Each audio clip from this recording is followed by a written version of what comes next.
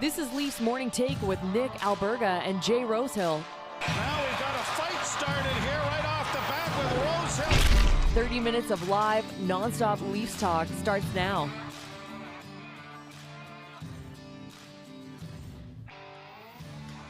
Presented by PointsBet Canada and Montana's, it's the Wednesday edition of Leafs Morning Take. It's Nick Alberga and Jay Rosehill with you. What's happening, Rosie?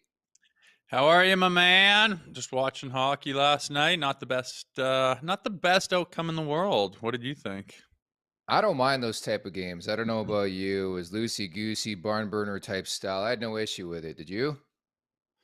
I mean, it was a great hockey game. I wasn't happy with how the Leafs attempted to play the game. But we can get into it. We will. I got to ask you off the top. First shootout of the season for the Leafs yesterday. Did you have a go-to shootout move back in the day, Hansy McGee? Oh, yeah. I had one, and it was just you kind of fade to the left as you go backhand on the right and then go roof. And for whatever reason, it would work, and it was like my move. And then over in Europe, we were playing in a shootout, and it was like the 8th guy, and no one would score. And I looked up at my coach. I'm like, fucking put me in. And he does. So I go backhand roof, far side there, and it goes. And then the next guy scores. And then I was like, fucking, he's like, go do it again. And I was like, shit. So I go, and then you show the exact same move. So then he's got to honor that high blocker is what it would be. High glove, sorry. And then you go, and then you do the same thing, but go 5-hole. And it's like kind of hard too. So then I buried 2 in a row. And what can I say? I won the game. So you're pretty much Jonathan Toews in Grand Forks, is what you're telling us. Pretty well, much, right? I don't know. I'm better than Nylander and Sandin, it looks like. Woo! Ooh, some shade thrown there. It's so funny. We're on the same wavelength. I wrote this down too. I'm shit at hockey, but my move growing up was triple deke, backhand shelved, and I shoot left. So did you. So we work hand in hand. That's why we're doing this show together. Remember to subscribe, tap that like button, leave us a review wherever you're checking us out. Don't forget to visit theleafsnation.com for the very latest on all things Toronto Maple Leafs. Thoughts, comments, questions, or concerns. Drop us a line down in the chat here below on YouTube, and we'll get to that a bit later on in the program. Also should mention in about 10 minutes from now, former NHL tough guy who didn't fight you, by the way, ever in your career, turned broadcaster, just like Rosie, host of the Cam and Strick podcast, among other ventures. Cam Janssen will drop by, and undoubtedly we have to get the fight story or lack thereof with you too, Rosie. Yeah, totally, man. He was a tough guy always, but seemed like when we played, it just didn't come around. I mean, they had Pierre-Luc Letourneau-Leblond on there that I fought when we were there, and Orzi would fight Janssen here and there. And yeah, we just never came across each other, and he never was acting crazy in my face and vice versa. And we just kind of never really crossed paths. It's kind of funny, but that's the way it goes sometimes.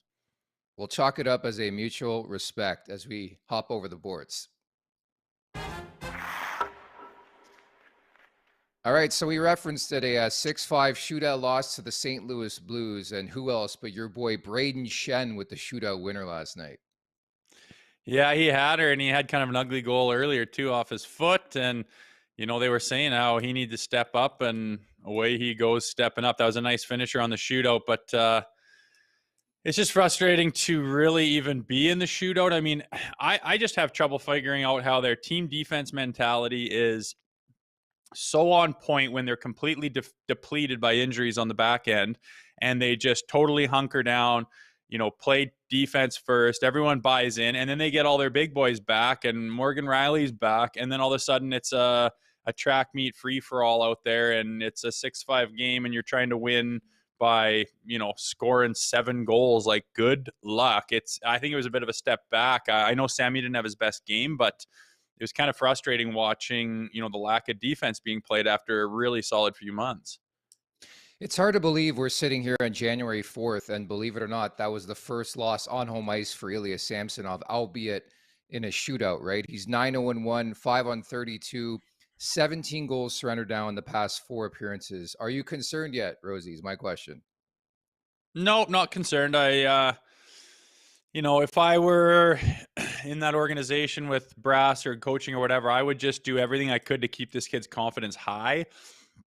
I feel like with goaltenders, you know, I can't imagine playing goal. You let a couple goals in, and all of a sudden, I'm shit. And every time a puck comes, you're kind of stiff. I can't imagine how tough it is mentally back there. But he's clearly capable of playing really good hockey, as his stats, you know, show, and how he came in and has won a lot of games for this team. So for him to have a little bit of a step back, I mean, it's just a couple of goals he'd want back. I think he's just got to keep his confidence up and have a couple of good games, work with the goaltending coach on the angles and moves or whatever they do in the net, and just not freak out, because that's the last thing you want to do, because you can turn a little bit of a hiccup into a bit of a skid once you start pointing fingers and losing confidence.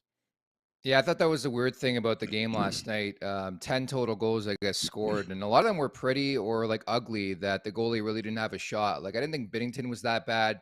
I didn't think Samsonov was that bad, but a lot of snipers in the game, certainly. Even with St. Louis missing O'Reilly and Tarasenko, their big boys and their veterans got called out by Chief there, Craig Berube, and they stepped up big time in a gutsy road victory for the St. Louis Blues. Nylander scores his 22nd, now on pace for 47. And it continued for Michael Bunting, 2 goals and 1 assist. And I think to the surprise of nobody, the report came out on Tuesday as well that reportedly the two sides have been at least in contact, Bunting and the Leafs, about a potential new contract. I said this a couple weeks ago. I think this has to be a priority to get this guy re-signed here, Rosie. Yeah, he's sure been on fire lately, right? And just a matter of what you got to pay the guy. I mean, he's the reason. I mean, he's just a really good player in general. He's way underpaid right now, and he's going to get a major bump. It's just a matter of how big of a bump are you going to give him, and what are his comparables? Like, what kind of star money is he going to get, and is he going to be able to keep up that pace? He's had, you know, a few years here showing that he can play, no doubt about it. So I wouldn't want to be in that position trying to re-sign all these guys and keep it under the cap and still try to have a well-rounded team. It's such a difficult job for a GM right now in this salary cap era. And, you know, hopefully it keeps going up the way they're projecting it to, but really difficult because you don't know what you're going to have to give all these other guys when you're signing Bunting, and you don't know, you know, what if you give everyone what they're worth, you're not going to have anyone who you're getting value out of, and it's a tough job. Yeah, they have to pick and choose their guys right now. I just think he's meant so much, and I think Kyle Dubas should be applauded for that deal he handed out via free agency to Bunting, a guy he knew well, obviously, from his days. But I just think it's a curious situation just because he's overproduced so far in, what, a year and a half in Toronto, and I think you have to find a way to keep some of these guys. And I just think he brings a different dynamic than some of the players on that roster. He's always in the thick of things. You need guys like that in the Stanley Cup playoffs, right? Yeah, for sure. He's kind of the one, like, he's the most gritty guy on their team. Yep. And he's a first line guy, which doesn't say too much. I would just like guys to get their nose in there a little bit more, like a little pushing and shoving, a little FU, a little extra rub out, a little get the fuck out of here at the whistle, a little bit of like, let them know you're there and play with a bit of a chip on your shoulder and have that presence to know that, hey, when you're going to play us, it's not going to be crazy easy. That, like, you can do that all year and not fight. Like, it doesn't have to be a fight. So it's just frustrating that Michael Bunting, the first line guy who's putting up, 3 points last night, is the grittiest guy on the team, the most vocal. I would like to see some other guys step up in that regard, but the fact that he does it is fantastic. I love how he's always in guys' ears. He seems like a good locker room guy. He's a presence out there. He's a character. He plays with tons of energy. He's always bouncing around. Like, I love those guys, and I want them on my team. And he has definitely overproduced, man. He's a valuable asset on that team for sure. And I imagine they'll want to lock him down. I just wonder what kind of money it's going to take.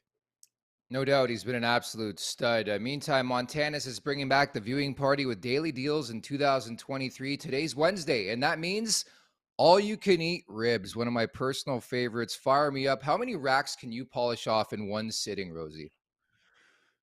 Oh, when they're like Montana's and they're just falling off the bone like that, you got to be able to put 5 away pretty easily, can't you?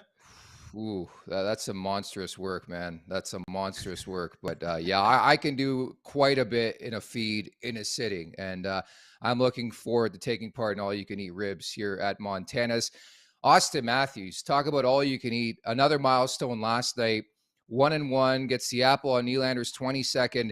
He became the fastest Leaf in franchise history to 500 points, 445 games. Same company as Sittler, Mahovlich, Salming, Kennedy, Keon. Like, is this guy already the greatest Leaf of all time? Sundin, don't forget. Yeah. Yes. I mean, in order to say that, what has he played 7 years for them?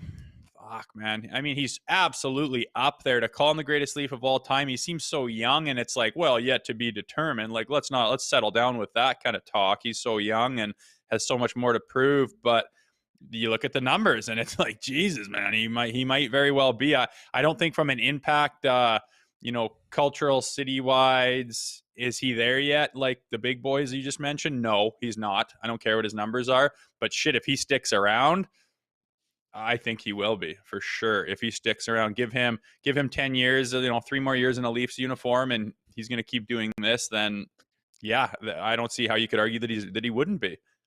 And the best thing about it in this milestone, Mitch Marner needs 2 points to become the second fastest team all time, or second fastest Leaf, all time to hit 500 points. They're like frickin' frack. They're everything into this franchise, and I think their jerseys will hang to the rafters one day. I mean, there's no other way to put it.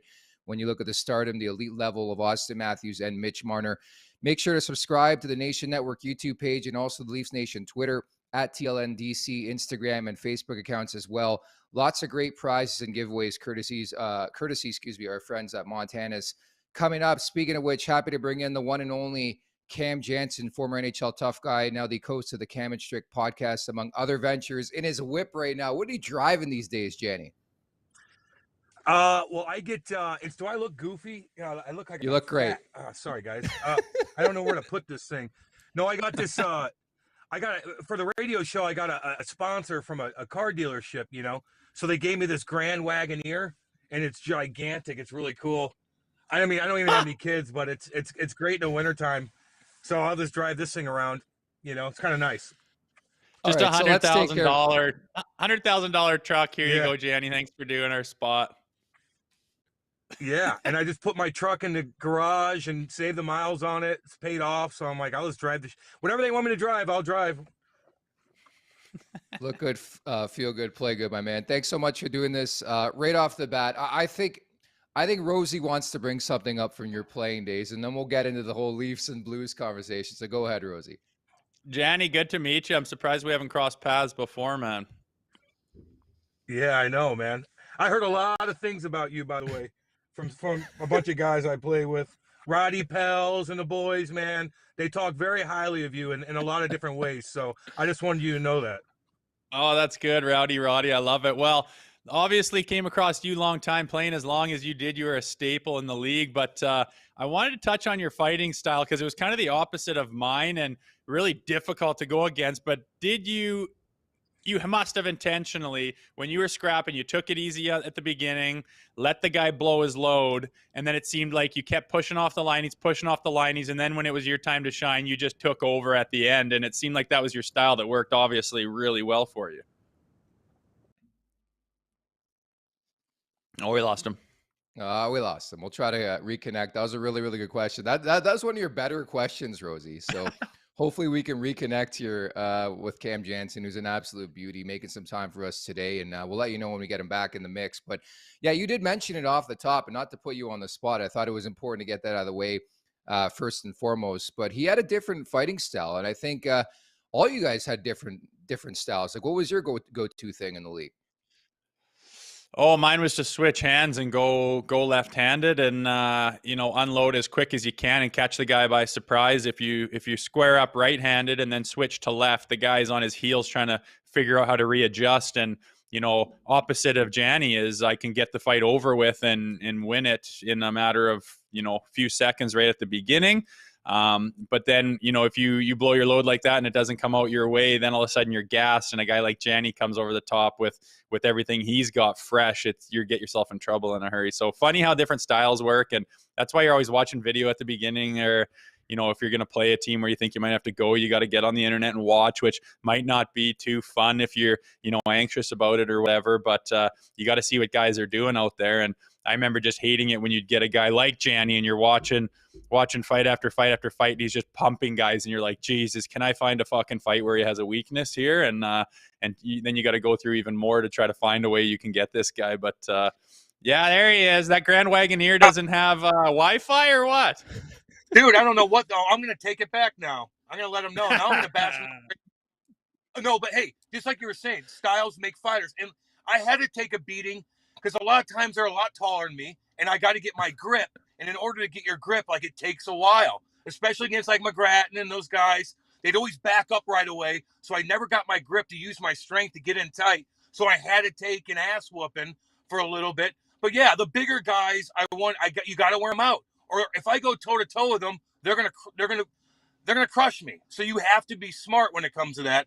And, but you still have to be entertaining. You can't, sometimes I'd watch some of my fights. I'm like, God, I should have got in there quicker. I should have been more on the offensive. But no, man, you got to do what you got to do when you're, 5'11". Yeah, Too funny, man. You sure didn't lose. You didn't lose many, that's for sure. I always watched your style and tried to figure out what guys were doing against you, and you seem to know what you're doing for years and years and years, man. Yeah, well, I was doing like my dad took me to this gym called Finney's Mixed Martial Arts when I was 15, 16. And we did hockey fight training with all these boxers. We kind of started boxing, and then we started trying to like put a towel and one glove on and kind of go toe to toe. And then we figured out we got to put headgear on because we're kicking the shit out of each other. But you get your rhythm with these guys, man. And then I brought like Pat Maroon in there, and we'd go rounds and do all kinds of different drills to keep your cardio going and stuff, man. I worked at it. It's not like, I'm just going to go fight you. No, I got to get my shit together or you're going to get fucking embarrassed. And the best thing about you, Lou Lamoriello loved you as you've told the story time and time again. What was your read on the game last night? A 6-5 shootout win for the Blues. Oh, it was entertaining as hell, as usual. Like when I feel like the Blues play Toronto, like it's entertaining. They scoring a lot of goals. Man, Toronto's fun to watch. They are. The Blues are goofy this year. And that was a weird game, too. I should have threw coin on it because, I'm sure my buddies, that's the kind of game where you're thinking the Blues are kind of down and out. You lose two of your big superstars that are unrestricted. How are they gonna crawl out of this? But I will tell you, Army and Craig Berube kind of called out a couple guys like Brandon Saad and Brayden Schenn, just a little nudge. And you could tell they were pissed off, which you should be. And they went out there. I noticed Saad, like he was moving his feet like he played mad because he got a little called out a little bit. And sometimes you got to. You guys need to step up. You can't help getting an injury. It's a broken foot. It's a broken hand. Shit happens. Now the rest of these leadership group, you got to get up and you got to get going. You got to lead the way. And they did last night. Yeah, I thought it was a gutsy win. Do you think the Leafs can learn a lot from the St. Louis Blues, not just this season and stepping up, but in years past? Like you were around for the ride a couple years back. They go on to win the Stanley Cup. You think teams can learn from moments like that? Of course. Now, of course, we all know it's a different animal in the playoffs, but it truly, truly is. And you could bitch about the refs all you want. Some people are like, oh, they should call it the way. Well, they're not. They're not doing it. It's different. And you have to adjust. When you're really good, and you're really skilled like the Leafs, you can kind of coast through the regular season at times because you have so much skill. Because not everybody's hitting, guys are tired, but once that first round comes, everybody's finishing their check. Every single person, every single play. And that is a big difference. And then the refs are like, you know what, I'm going to let that go. That's a big difference. Oh, the defenseman in front of the net, you know what, Auston Matthews is going to take, you're going to have to try to get past me because I'm going to elbow you. I'm going to be able to get away with a lot more to make it more difficult for your skilled guys to get to certain areas. And that directly affects you. So whatever they need to do to be able to battle a little bit harder in the playoffs, you got to be able to do it because, the animal's coming and it's not easy. Oh, definitely not. And you've seen this team now twice in the last couple of weeks. It's sort of weird with the scheduling, how their season series wraps up in the span of a week, once in St. Louis, once here in Toronto. What's your read on this Leafs team? What do you think they're missing? Could it be a guy like Ryan O'Reilly, in your opinion?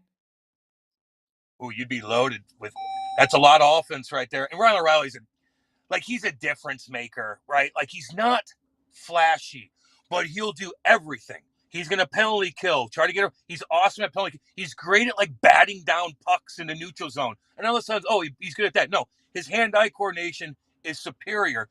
And if you try to do a cross-eyes pass, you know how miserable that is when you got all the momentum going. You try to send it over because you got a lane. Somebody bats it down, kicks it the other way. Now you got to stop and start. He's good at transition like that. He'll win you face-offs. He's cool as hell, by the way. Very handsome guy. Yeah, I think the ladies like him in St. Louis just a little bit. But yeah, he's a man. Very handsome wife. Oh, yeah. Yeah. That's right. Yeah, he's a stud here. And, like he would certainly make a difference. Do you think that's what they need, though? Another center? Is that where you're not a defenseman? Got guys coming back. We're wrapped in that conversation on a daily basis. And I think the way this team has played defense the last little while, it could be a bit of a different story. And I think the versatility, as you mentioned, of Ryan O'Reilly, that he can play the PK, he can play the power play, hell, he can play the wing, he can play center. Like, I think he fills so many roles for this Leafs team. But I think on that note, he's the captain of the St. Louis Blues. And your pal, Andy Strickland, I believe, was on Toronto radio or radio in Canada yesterday and mentioned the potential asking price was ridiculous right now. And I understand we're a couple months away from the deadline, but rightfully so, right? Like, he's done a lot for that franchise, hasn't he? Yeah, he has. But like, Army wants to get the best out of his players, and it's nothing's like a total commit with anybody. Like, if you're a GM, like, and you feel like you got the best out of this guy, the best years out of him, and you could swap and get something for him, like, I think that's always in consideration. But yeah, first off, I never heard of Andy Strickland. I don't know who she is, but whatever. But on the other hand, Ryan O'Reilly, it would be a devastating loss in many of ways for the organization if you let him go. Of course, you get a first round or whatever the case is, but he's going to want money. He's going to be offered money. He's a game changer. It would set you back a bit.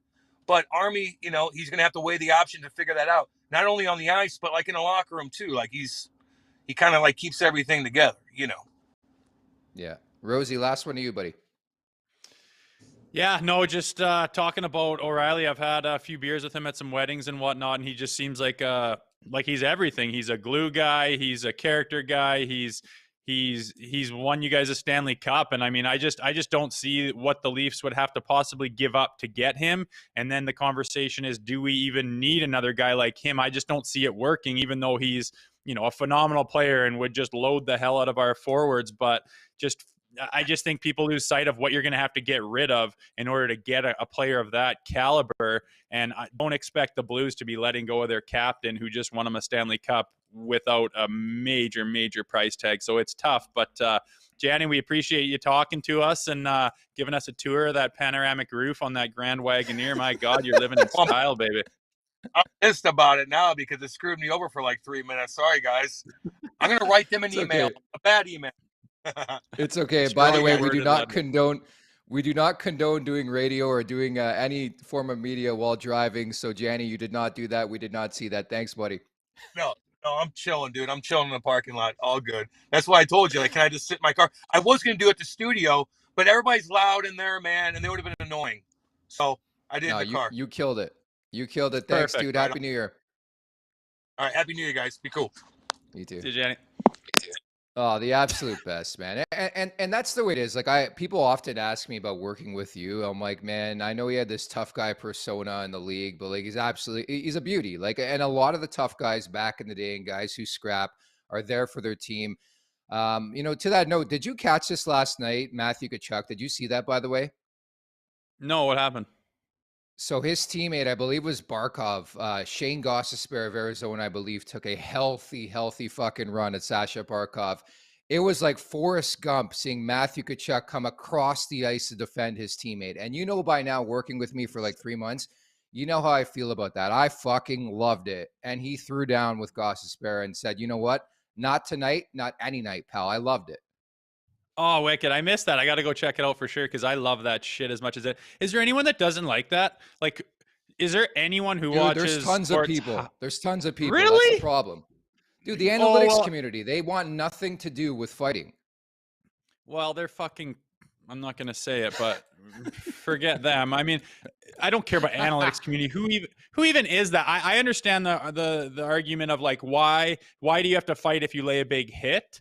okay, fine, that could Yeah. be an argument, but like just the fact, like if you're watching highlights, if you're watching a game, if you're at a game and Matthew Tkachuk goes flying across the ice to fucking jump Ghost to say, you don't fucking touch that guy. I love that guy. He's everything to me. We're a team. You're going to have to answer the bell if you want to take a run at my boy like that. Fucking amazing, man. It's the greatest thing in the world. Everyone loves it. Fucking analytics community. Who even is that? Some nerd in a lab coat is what it sounds like. But A bunch of I nerds just in a think lab that coat. it's the greatest thing in the world, and everyone loves it, man. So I love that that's still going on, and I wish there was more of it. It's just hard to do with lawsuits and concussions and all kinds of shit like that flying around. You got to kind of tone it back. But no, it's I'm gonna go check that out for sure because I love that shit as much as the next guy.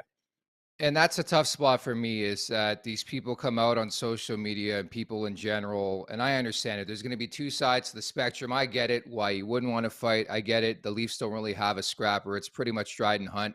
I'll be honest, even last night I was a bit ticked off. Your guy Brayden Schenn was slashing back and forth with Matthews, and he can hold his own, don't get me wrong, but nobody's fucking touching my tough guy. Nobody's touching my franchise leader. I'm sorry. So I'm stepping up. But I think that, the biggest issue with it is like taking the penalty and taking the extra time. But you know this more than most people because you played in this league. You've been in that room. How far does stuff like that go in a room when a guy really, really steps up for his teammates? Never mind a guy like Matthew Tkachuk who wanted to go to Florida, got the bag, and is still stepping up for his boys. Yeah, like if you go get an instigator or something like that, fuck, is it okay, whatever. But think about all the penalties you take in a series of games that are just meaningless. That one is so meaningful. Like there's nothing worse than when your star gets laid the fuck out, the whole crowd goes woo, and then our bench and everyone on the ice just goes, oh man, oh. And then it's just so fucking deflating. No one knows what to say. It's embarrassing. No one, all right, that away, Barky. Yeah, shake it off. Yeah. Like, fuck. It's just, it's demoralizing. Then you got Buddy coming flying across going, who the fuck do you think you are? And then all the boys are kicking the bench and going, fucking rights, Chucky. Like, it's just, it's so worth 2 minutes. I can't even tell you, man. And then the boys afterwards, I mean, you're building camaraderie, you're building trust, you're building that bond. And I mean, you talk to guys that win the Stanley Cup, they are lifelong friends because they go through that shit to the farthest and furthest amount in the best, most intense kind of hockey that can be played on the planet. And that's why they have that lifelong, kinship to each other because they go through that. So I just love that shit. Anyone who says like, can't do that because it's a 2-minute penalty, like, fuck, you're lost, buddy. Credit to you. You got me fired up saying that. And you're so right. Like we can agree. I think there's a lot of things we disagree on. Agreeing on that is first and foremost in my world. I just think you need to step up for your teammates. I think in the long run, it can only bring positives to a team. The wrap up is brought to you by our friends at PointsBet Canada. Loving Michael Bunting shooting the puck last night at plus money. Easy money, in my opinion. I think I might look at that again tomorrow as the Leafs host the Seattle Kraken. But tonight, just 3 games in the NHL. I'm looking at the over 6.5 in Detroit, the Red Wings in New Jersey, minus 110 last time I looked. The third meeting between these two teams, the previous two have hit the over. 7 goals scored in the first game, 8 in the second. And on top of that, Rosie, the Wings have played to the over in 5 of the last 6. So I like lots of offense tonight with the Devils and the Red Wings. Yeah, nothing wrong with that. Not a lot to choose from on the game sheet here tonight. So yeah, nothing wrong with that. You've been quite hot lately. I was watching the game yesterday and I forgot that you'd mentioned the under, in the Leafs game, and but you didn't take it. But I just remember under in my head, and they were just filling the net. That second period was just going bananas. I texted you going, how's that under going? And you're like, I didn't take it, dummy. I was like, thank God. But no, you've been hot, right. man. You're right. You're right, because we were talking about in the text yesterday and on the show yesterday, I brought it up that I think if I were looking at a total, I'm staying away from the total. Maybe it's the under because I thought you'd get an inspired effort from St. Louis, which they did, but it was a loose game. And I'm sorry, like I take a lot of heat for bashing on Jordan Binnington, but the guy can't make a save, man. It's like every game, 4 or 5 goals against. And I understand the defense on both sides was the prevailing story in the game last night, but 5 straight overs, by the way, the Blues and Leafs have hit. So think about that as they play each other next year. We're going to have to wait till next season, but that's definitely a trend we've seen between the Blues and the Leafs. Lots of offense. Yeah, for sure. I mean, it seemed like a street hockey game last night. It was just like goal, goal, goal. I went to get a drink and friggin' I yelled at my kid. I was like, "What happened?" He's like, "I don't know. I can't keep up," because there's just goal after It's goal. It crazy. was entertaining, awesome hockey. I love it, but I just would prefer if the Leafs tightened up defensively a little bit, especially with all their guys being healthy on the back end. Doesn't really make sense, but that's the Maple Leafs for you, I guess. I think it's a yeah, I think it's a fair assumption coming up tomorrow that we're going to see Matt Murray. I think he's probably been the better of the two the last little while, but I think in general this team has been a bit leaky defensively. I wouldn't mind seeing 11-7. By the way, no Connor Timmins last night. Rasmus Sandin comes back after missing 4 with a neck injury. Your boy Dryden Hunt, I do think he's interchangeable in that lineup, and Tampa is one of many teams in the league that has a lot of success going 11-7. I think it, since we're in a time of exploration, I would look at that, but I'm curious to see how they come out tomorrow against the Seattle Kraken. They won both games against the Kraken last season.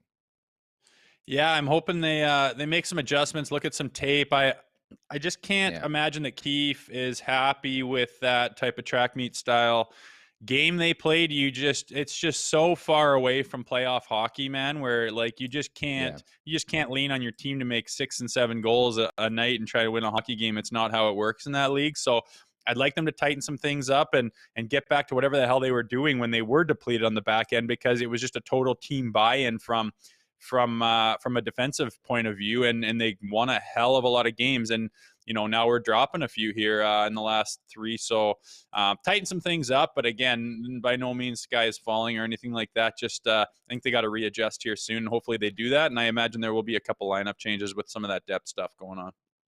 By the way, Tim on fire in the chat once again saying, morning, boys. He hit the bunting prop as we advised yesterday, the shots on goal prop at plus money. That's great to see. And he agrees that kind of play is infectious in a good way. I could not agree more with you. We'll leave it at that, Rosie, and looking forward to tomorrow's show where we'll preview the Leafs and Kraken again, 10-14 in the month of January for Toronto on home ice. We'll talk tomorrow, okay? Sounds good. See you then. There you have it. That's Jay Rosehill. I'm Nick Alberga. Take care, everybody.